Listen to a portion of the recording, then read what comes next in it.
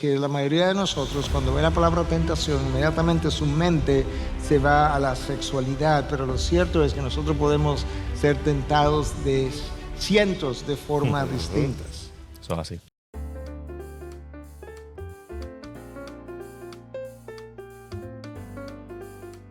Bienvenidos al podcast El Libro Abierto. Este es Emanuel Soto con ustedes. Carlos Natal. Y hoy vamos a estar reaccionando a una predicación de Miguel Núñez titulada La anatomía y fisiología de la tentación y el pecado. Oh my goodness. Tremendo título. Tremendo título. Y lo curioso es que él es un doctor también. Estudió como doctor y estudió medicina.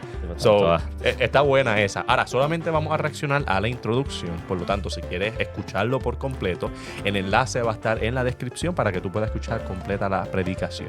Y nada, si le gusta este tipo de contenido, dale like, suscríbase al canal si no lo ha hecho y disfruta con nosotros sobre esta predicación de Miguel Núñez.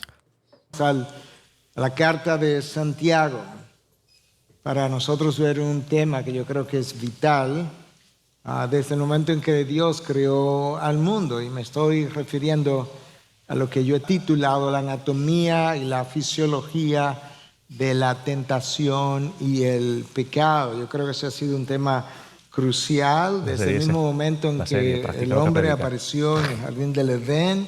Y yo me atrevería a decir que la forma como la tentación funcionó y el pecado funcionó en aquel lugar es exactamente la misma manera como funciona hoy en ti y en mí. No ha habido ningún cambio. Quizás lo podamos ver hoy desde una óptica mucho más amplia, quizás podamos entenderlo mejor.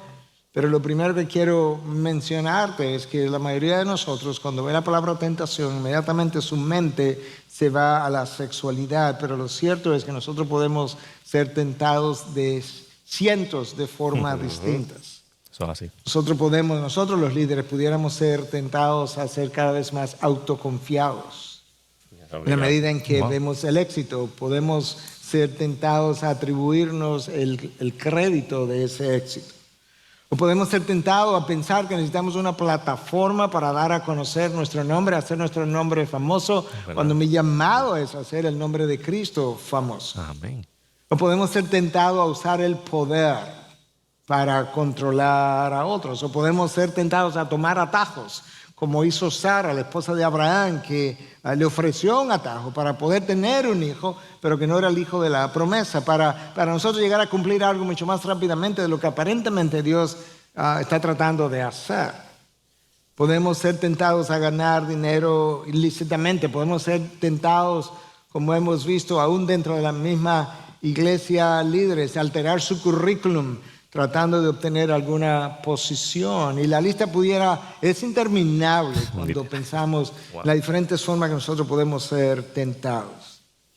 Ese ha sido un tema crucial, pero quizás sea todavía más crucial en nuestra época o en esta época como en algunas otras épocas de la historia de la iglesia, debido a que los púlpitos de nuestros días con frecuencia tratan el pecado, tratan la tentación con cierta ligereza, pero cuando hacemos eso, nosotros perdimos de vista el hecho de que ese mismo abordaje ligero de la tentación y el pecado lleva al ser humano y aún a los hijos de Dios a la destrucción.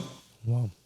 Ahora, esa forma de tratar con el pecado y la tentación de una manera liviana, con cierta liviandad, tampoco es nueva, porque el corazón humano es el mismo ayer, hoy y siempre. Sí, y Dios movió a su profeta Jeremías a escribir acerca de los líderes de su época en un momento dado en que la nación de Israel estaba completamente descarriada, y escucha lo que Dios dice a través del profeta. Ellos, los líderes, ofrecen curas superficiales para la herida mortal de mi pueblo. Mi pueblo está profundamente herido por el pecado de cientos de años, y los líderes de hoy en día, de esa época, ¿verdad?, le están ofreciendo a mi pueblo una cura sumamente superficial. El pastor John Piper comenta sobre ese versículo en particular en el prefacio de la obra de John Owen, titulada Cómo conquistar el pecado y la tentación. Y Piper dice que, en cambio, la profundidad, la complejidad, lo indigno y el peligro del pecado en los cristianos profesantes hoy en día es minimizado o es psicologizado como un síntoma de una herida del pasado en lugar de ser visto como una muestra de nuestra corrupción moral. Lo que Espérate. Mucha verdad, mucha verdad.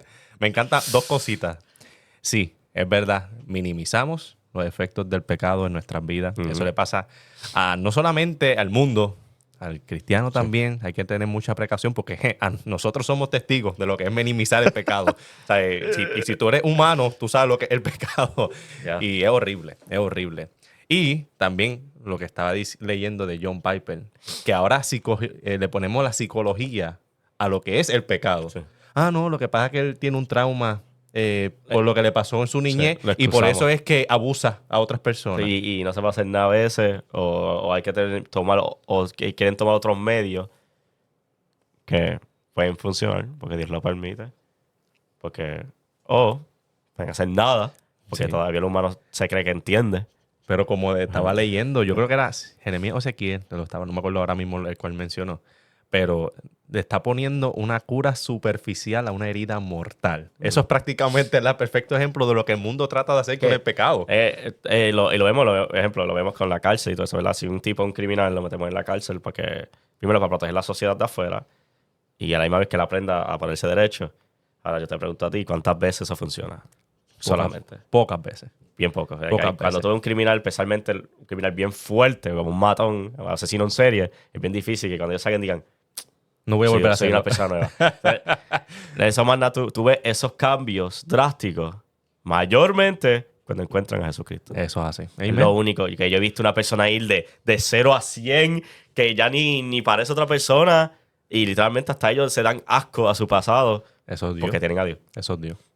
Para que tú veas, el pecado es serio y solamente Cristo tiene la solución. Vamos a escuchar un poquitito más aquí. Está muy bueno esto. Oye, y esta instrucción. Lo que Piper está diciendo es que antes de nosotros ser víctimas del pasado, somos personas corrompidas por nuestro propio pecado y el pecado de otros. Y para nosotros ver este tema, yo quisiera abordar la carta de Santiago, capítulo 1, el versículo 12 al 18, pero antes de llegar ahí, permíteme en esencia recordarte, porque hemos hecho esto de manera interrumpida, recordarte dónde hemos estado. El versículo 1, Santiago se introduce como el autor de la carta. Versículo 2 al 4, Santiago nos dice que consideremos como sumo gozo a cuando nos encontremos en diferentes pruebas, sabiendo que esa prueba produce paciencia y la paciencia produce carácter, y luego entonces nosotros terminamos siendo un cristiano maduro sin que nos falte nada.